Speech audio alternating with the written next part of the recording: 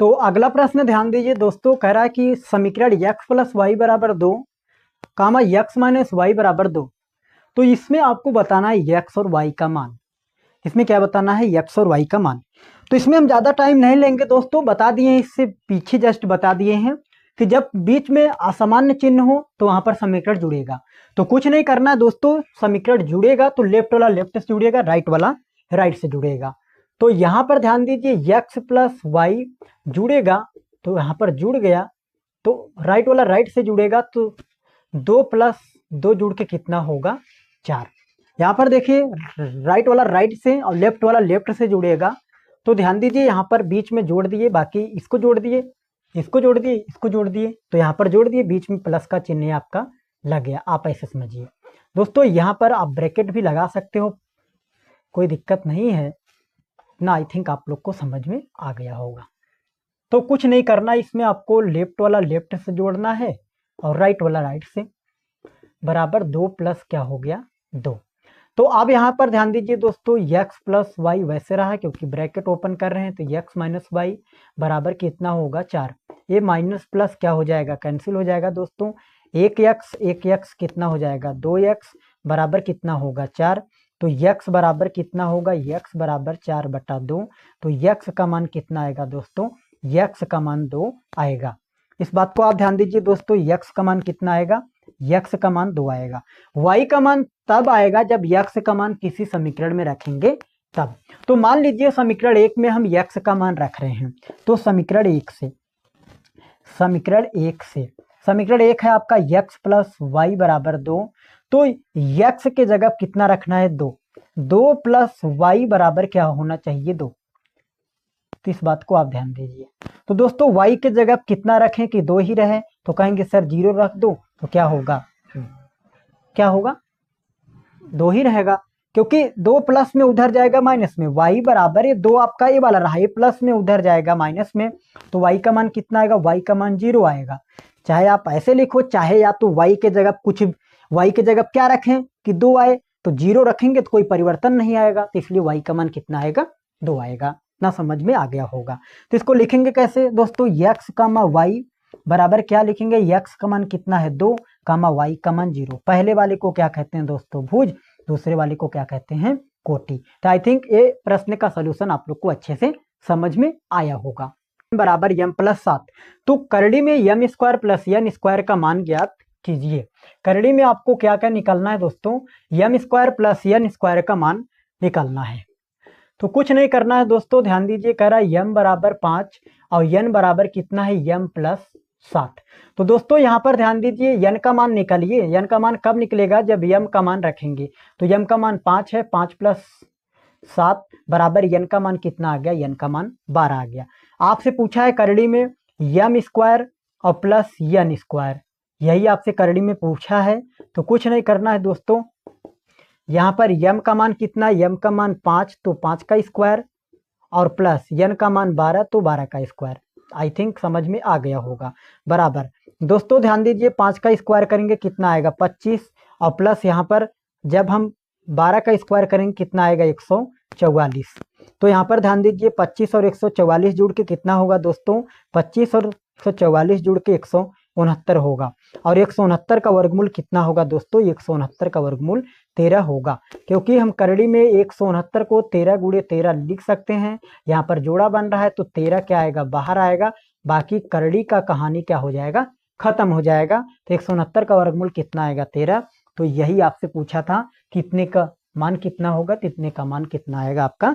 13। तो आप देख सकते हैं।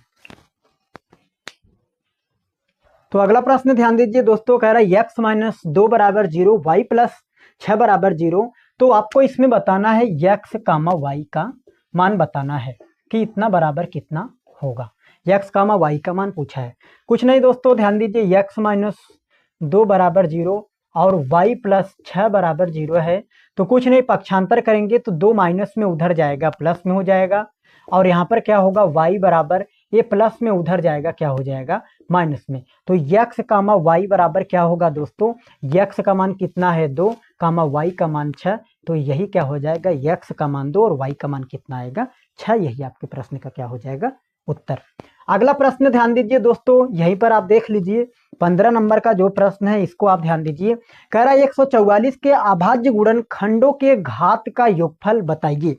144 के अभाज्य गुणनखंडों के घात का योगफल बताइए। वैसे बता दूं तो ये क्वेश्चन दोस्तों कई बार बोर्ड परीक्षाओं में पूछा गया है, ये क्वेश्चन कई बार बोर्ड परीक्षाओं में पूछा गया है, तो इसको आप अच्छे से गेस करिएगा। 144 के अभाज्य गुणनखंडों के घातों का योगफल बताना है। तो कुछ नहीं दोस्तों, 144 को अभाज्य गुणनखंडों में सबसे पहले तोड़िए। तो 144 को हम 12 गुणे 12 लिख सकते हैं।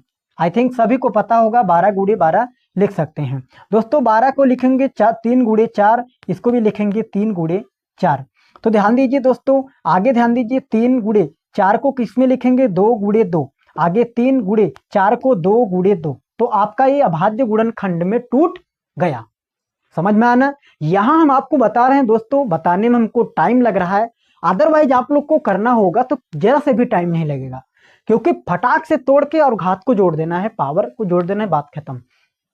तो ध्यान दीजिए दोस्तों, यहाँ 3 कितनी बार है, तो यहाँ पर 3 2 बार है, तो इसलिए 3 के पावर क्या होगा 2 गुणे। यहाँ पर 4 कितनी बार है, यहाँ पर 2 कितनी बार है दोस्तों, तो यहाँ पर 2 1 2 3 4 4 बार है, तो इसलिए क्या होगा 2 के पावर 4। अब कह रहा है ये अभाज्य गुणनखंडों में टूट गया। अब कह रहा है घातों का योगफल, तो घात कितना है आपका 2 और प्लस कितना है 4, तो जोड़ेंगे कितना होगा 6। तो इनके घातों का योगफल कितना होगा, इनके घातों का योगफल 6 होगा। इस बात को आप ध्यान दीजिए, कुछ नहीं करना है दोस्तों। 144 को गुणा कर दिए 12 गुणे 12, 12 को 3 गुणे 4 गुणे 3 गुणे 4, 3 वैसे रहा, 4 को 2 गुणे 2 गुणे 3 वैसे रहा, 4 को 2 गुणे 2। यहाँ पर 3 कितनी बार है, 3 2 बार है, तो 3 2 बार है ना, तो 3 के पावर 2। ध्यान दीजिए यहाँ पर 3 गुणे 3, 3 2 बार है, तो इसलिए यहाँ पर 3 के पावर 2। 3 के पावर 2 मतलब 3 का गुणा 2 बार। कहीं पर यदि लिखा है 3 के पावर 4, इसका मतलब 3 का गुणा 4 बार। तो आई थिंक इतना आप लोग को समझ में आता होगा। तो यहाँ पर 3 2 बार था, इसलिए 3 के पावर 2, 4 जो था आपका 2 जो था वह 4 बार था, तो इसलिए 2 के पावर 4। घात पूछा था, इसी को घात कहते हैं जो ऊपर है, इसी का योगफल पूछा था, तो 2 में 4 जोड़ेंगे कितना आएगा 6 आएगा। तो आपके प्रश्न का क्या हो जाएगा, यही उत्तर होगा। प्लस वाई बराबर 8, एक्स माइनस वाई बराबर 2। फिर से वही कंडीशन, बीच में असमान चिन्ह, तो क्या होगा वहां पर जुड़ेगा, तो जुड़ेगा तो राइट वाला राइट से जुड़ेगा, लेफ्ट वाला लेफ्ट से, मतलब x plus y x minus y में जुड़ेगा, और 8 और 2 जुड़ेगा। तो यहाँ पर क्या होगा, एक्स प्लस वाई बराबर कितना दिया है दोस्तों 8, एक्स माइनस वाई बराबर कितना दिया है 2। तो अब यहाँ पर क्या होगा दोस्तों, यहाँ पर जुड़ेगा तो समीकरण, आप इसे कुछ टाइम के लिए समीकरण 1 मानो, इसे समीकरण 2। तो समीकरण क्या होगा दोस्तों, समीकरण 1 और प्लस क्या होगा समीकरण 2 से। तो कुछ नहीं करना है, अब जोड़ना है आपको x प्लस वाई में जोड़ना है क्या, x माइनस वाई बराबर 8 में क्या जोड़ना है 2। देखिए दोस्तों, plus y minus y plus y cancel, 1x जुड़ के 2x, 8 में 2 जुड़ेगा 10, तो x बराबर कितना होगा 10/2। तो x का मान कितना आएगा, x का मान 5 आएगा। तो आप देख सकते हैं कि मैं इतना फास्ट इसलिए बता रहा हूं दोस्तों, क्योंकि ये हम पीछे बता दिए हैं आप लोग को। तो अब x का मान किसी भी समीकरण में रख दो तो y का मान निकल जाएगा। तो x का मान मान लीजिए, x का मान समीकरण 1 में रखने पर, x का मान समीकरण 1 में रखने पर, तो यहाँ पर समीकरण 1 क्या है आपका, x प्लस वाई बराबर 8। तो जब इसके जगह 5 रखेंगे, 5 प्लस वाई बराबर 8, तो y का मान कितना आएगा, 8 वैसे रहा, 5 प्लस में उधर जाएगा माइनस में, तो y का मान कितना आएगा, 8 में 5 घटाएंगे तो y का मान कितना आएगा 3 आएगा। तो यही आपका क्या होगा, x का मान 5 होगा, y का मान कितना होगा, y का मान कितना होगा दोस्तों, तो y का मान 3 होगा। आप देख भी सकते हैं। तो आप चाहे समीकरण 1 लीजिए चाहे समीकरण 2, बात एक ही है, इस बात को ध्यान दीजिए। तो ये आपके प्रश्न का सलूशन रहा। 156 को अभाज्य गुणनखंडों में बदलिए, 156 को अभाज्य गुणनखंडों में बदलिए। तो आपको 156 को अभाज्य गुणनखंड में बदलना है। तो ध्यान दीजिए दोस्तों, कुछ नहीं करना है आपको, 156 को अभाज्य गुणनखंडों में बदलना है। तो 156 को आप काटिए, 156 को क्या करिए दोस्तों, आप जो है अभाज्य गुणनखंड में बदलने के लिए काटिए। तो काटने के लिए दोस्तों सबसे पहले हम किससे ट्राई करते हैं, 2 से, फिर 3 से, फिर क्या होता है दोस्तों, ऐसे ऐसे आगे बढ़ के 5 से, फिर आपको पता होगा 7 से, ऐसे करके करते हैं। तो 2 से तब ट्राई करेंगे जब दोस्तों, जब आपका ये लास्ट वाला संख्या क्या हो, ये सम संख्या हो। जब यदि लास्ट वाला संख्या सम संख्या हो तो 2 से ट्राई करेंगे, और यदि विषम हो तो 3 से, फिर 5 से, वैसे आगे बढ़ते रहेंगे। तो यहाँ पर आपका क्या है, लास्ट वाला सम संख्या है, इसलिए यहाँ पर क्या करेंगे, 2 से ट्राई करेंगे। तो 2 से ट्राई करेंगे तो देखो ध्यान दीजिए, यहाँ पर क्या होगा, 2 सते कितना होगा, 14। यहाँ पर 1 बचेगा, इसके सामने जाएगा, जब 6 के सामने जाएगा 16 बन जाएगा, 2 8 कितना हो जाएगा, 16। फिर से ध्यान दीजिए, 2 से काटेंगे, 2 सते 14, यहाँ पर 1 बचेगा, इसके सामने लग जाएगा, आप इसको ध्यान दीजिए, तो कितना हो जाएगा, 16, 2 8 कितना होगा, 16। अभी भी लास्ट यदि सम है तो 2 से ट्राई करो, तो 2 से काटेंगे, 3 दूना 6, यहाँ पर 1 इसके सामने जाएगा, क्या बचेगा, अब क्या हो जाएगा, 18, तो 2 9 कितना होता है, 18। अब देखो विषम है तो 3 से कटेगा, तो 3 1 कन्नम 3, और 3 त्रिक्का कितना होगा, 3 त्रिक्का 9। अब ये लास्ट 13 से कट जाएगा, तो कितना आएगा, 1। तो 156, देखो 156 बराबर क्या होगा, 156 बराबर 2 गुणे 2 गुणे 3 गुणे 13। तो यही क्या हो गया, अभाज्य गुणनखंड में बदल गया। या तो और आप अच्छे से लिखना चाहते हो, आर यहाँ पर 2 कितनी बार है, तो 2 2 बार है, तो पावर में लिख दो, गुणे क्या हो जाएगा, 13। चाहे आप इसको आंसर मानिए या फिर चाहे आप इसको, इसमें कोई दिक्कत की बात नहीं है, इस बात को ध्यान दीजिए दोस्तों। तो अगला प्रश्न ध्यान दीजिए दोस्तों, कह रहा है कि 140 को अभाज्य गुणनखंडों में बदलिए। वही जस्ट वही जो इसके पहले बताया वही करना है। तो 140 को अभाज्य गुणनखंडों में बदलना है दोस्तों। तो 140 को हम लिख सकते हैं 14 गुणे 10। 140 को क्या लिख सकते हैं दोस्तों, 14 गुणे 10 लिख सकते हैं। 14 को किसमें तोड़ेंगे दोस्तों, 2 गुणे 7, और गुणे इसको किसमें तोड़ सकते हैं, 2 गुणे 5। तो यहाँ पर ध्यान दीजिए, 2 गुणे 2 एक जगह लिखो, फिर आपका 5, फिर आपका क्या हो जाएगा, 7। 2 कितनी बार है दोस्तों, 2 2 बार है, तो क्या हो जाएगा, 5 गुणे 7। यही आपका क्या हो जाएगा दोस्तों, यही क्या हो जाएगा, इतना आप ध्यान दीजिए कि यही क्या हो जाएगा, 140 का अभाज्य गुणनखंड। आप देख सकते हैं दोस्तों, कुछ भी नहीं है इसमें। 140 को 14 गुणे 10 लिखे, 14 को 2 गुणे 7 तोड़ दिए, इसको 2 गुणे 5, तो यहाँ पर सबसे पहले लिख लिए, फिर 5, पहले 2 2 को, फिर 5, फिर 7, आगे पीछे कर सकते हैं, कोई दिक्कत नहीं है। 2 कितनी बार है, 2 बार, तो पावर में 2 हो जाएगा, गुणे 5 गुणे 7, यही क्या हो जाएगा, अभाज्य गुणनखंड। तो इसको आप ध्यान दीजिए। अगला प्रश्न है दोस्तों, जो कि काफी महत्वपूर्ण प्रश्न है, इसको आप अच्छे से ध्यान दीजिए। 18वां नंबर का जो प्रश्न है, जो 18वां नंबर का प्रश्न है, इसको आप अच्छे से ध्यान दीजिए। इसमें यक्स का मान निकालना है, यक्स गुणे tan 45 अंश, tan 45 अंश गुणे cos 60 अंश, गुणे cos 60 अंश बराबर sin 60 अंश, sin 60 अंश गुणे cot 60 अंश।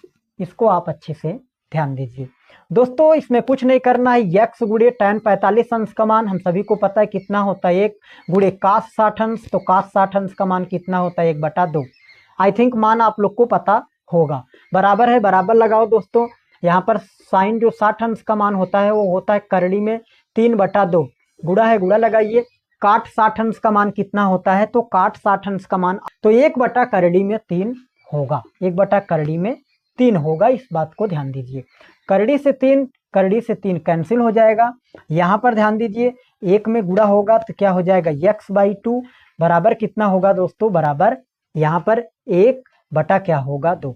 यहाँ 2 से 2 कैंसिल हो जाएगा दोस्तों, तो यक्स का मान कितना होगा, यक्स का मान 1 होगा, जो कि आप यहाँ पर देख भी सकते हैं। यही आपसे पूछा था कि यहाँ पर यक्स का मान क्या होगा, तो यक्स का मान 1 होगा। आई थिंक आप लोग को समझ में आ रहा होगा। ध्यान दीजिए दोस्तों, हमारा मेन पर्पज होता है, बहुत इतने लंबे समय से टीचिंग एक्सपीरियंस में इस बात को अनुभव किए हैं कि गणित आपका तभी स्ट्रांग होगा जब आप प्रैक्टिस करेंगे और अलग अलग वैरायटी का क्वेश्चन करेंगे। तो इसमें कह रहा है कि 5, 18 और 24 का लसाअ ज्ञात कीजिए।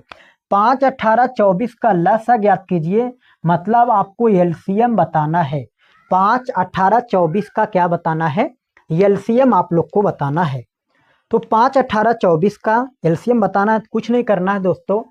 5 को आपको सबसे पहले किस में तोड़ना है, अभाज्य गुणनखंड में।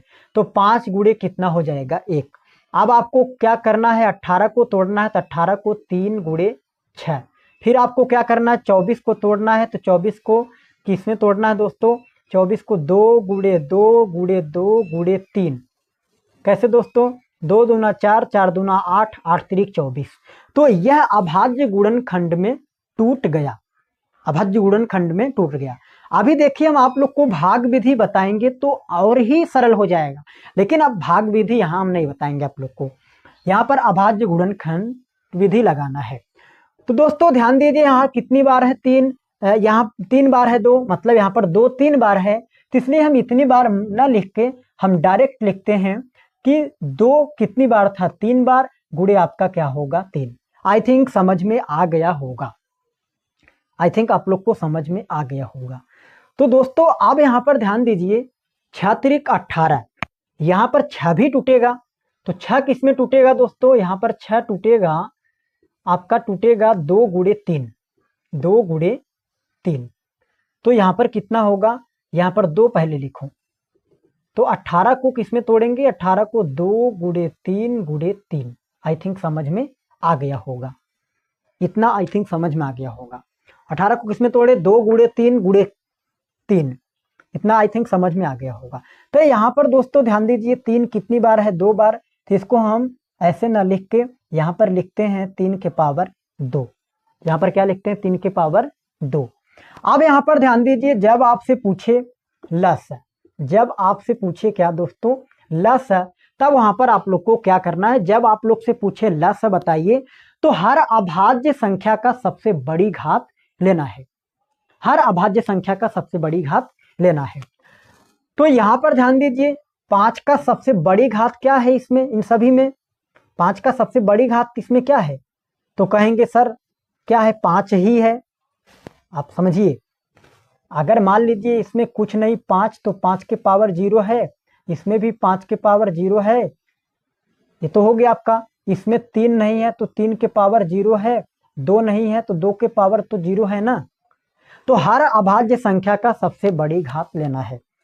तो लस बराबर 2 का सबसे बड़ी घात क्या है, 2 के पावर 3, 3 का सबसे बड़ी घात क्या है, 3 के पावर 2, 5 का सबसे बड़ी घात क्या है, 5 के पावर 1। तो अब ध्यान दीजिए, यहाँ पर क्या होगा, 8 गुणे यहाँ पर 9 गुणे यहाँ पर क्या होगा 5, 8 9 72 गुणे 5, और यदि 72 में 5 का गुणा करेंगे तो 5 10 8 35, कितना होगा, 7 5 35 1 36, तो इसका आंसर क्या आएगा, 360 आएगा। दोस्तों ध्यान दीजिए, यहाँ हमें समझाने में टाइम लग रहा है, टाइम नहीं लगेगा। फिर से आप ध्यान दीजिए, 5 को किस में तोड़ेंगे, 5 को तोड़ेंगे 5 गुणे 1, 18 को किस में तोड़ेंगे, 18 को तोड़ सकते हैं 9 गुणे 2, 9 को किस में, 3 के पावर 2 गुणे 2, 24 को किस में, 2 के पावर 3, और कितना होगा 3। हर अभाज्य संख्या का बड़ी घात लेना है। तो यहाँ पर ध्यान दीजिए, 5 का सबसे अधिकतम घात 5 है, 2 का सबसे अधिकतम घात कितना है, 3, 2 के पावर 3, 3 का अधिकतम घात क्या है, 3 का अधिकतम घात क्या है आपका 3 है, 3 के पावर 2 है। तो इनमें सब में जब गुणा करेंगे तो कितना आएगा दोस्तों, 360 ही आएगा। जब भी एलसीएम पूछे तो क्या होगा, वहां पर बड़ी घात आपको लेना है, जब भी एलसीएम पूछे तो वहां पर क्या लेना है, बड़ी घात लेना है। तो दोस्तों ध्यान दीजिए, आज का हमारा लास्ट प्रश्न है, कह रहा है कि 3 कामा, ध्यान दीजिए 3 कामा 6 कामा 9 कामा 12 डॉट डॉट डॉट 20वां पद ज्ञात कीजिए। उससे पहले दोस्तों ये कहेगा एपी, एपी 3 कामा 6 कामा 9 कामा 12 डॉट डॉट डॉट डॉट 20वां पद ज्ञात कीजिए। तो ध्यान दीजिए दोस्तों, ये आपका क्या होता है, आपका प्रथम पद। तो प्रथम पद ए बराबर कितना हो जाएगा 3। यहाँ पर डी क्या होता है, सार्वंतर, सार्वंतर भी निकालना होगा। तो सार्वंतर कब निकलेगा, यहाँ पर दूसरे में से पहले वाले को घटाएंगे। तो 3 में जब 3 घटाएंगे तो डी का मान कितना आएगा, 3 आएगा। आपसे पूछा है 20वां पद, मतलब ए 20, ए 20 बराबर होता है ए प्लस 1 घटा के डी, 19 डी। ये फार्मूला होता है दोस्तों। कहीं पर यदि लिखा है ए 30 तो ए 30 को क्या लिखेंगे, ए प्लस 29 डी। इसको ध्यान दीजिए। तो यहाँ पर क्या होगा, बराबर ए का मान कितना है, ए का मान 3 है, गुणे डी प्लस 19 गुणे डी, 19 डी, 3 प्लस 19 डी। तो 3 प्लस 19 गुणे डी का मान कितना है, डी का मान 3 है। तो 3 प्लस 19 यहाँ कितना होता है दोस्तों, 19 यहाँ आपका 57 होता है। 57 में 3 जुड़ेगा तो कितना आएगा 60। तो यही क्या होगा आपके प्रश्न का उत्तर। तो जो कि आप देख भी सकते हैं। तो दोस्तों आज के लिए इतना ही, मिलेंगे किसी अगले लेक्चर में। Thank you for watching this video.